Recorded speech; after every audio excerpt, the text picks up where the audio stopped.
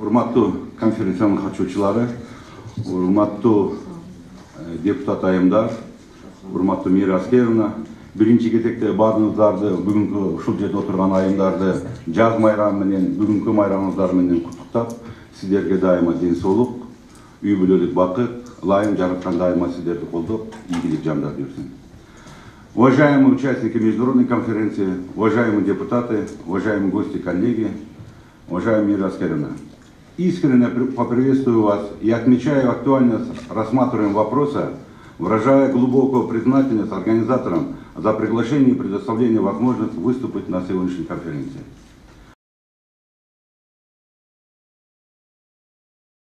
Өзүңүздөргө билесиңер, кыргыз элибизде жакшы сөз бар, бейиш элинин тамамдады. С этим все сказано. Без вас мы никуда. То, что мы здесь сидим, мы здесь говорим, благодаря, например, лично я своей матери. Ошондуктан бар болуңуздар, аман болуңуздар, бактылуу жашаңыздар дайыма. Силерге чоң рахмат.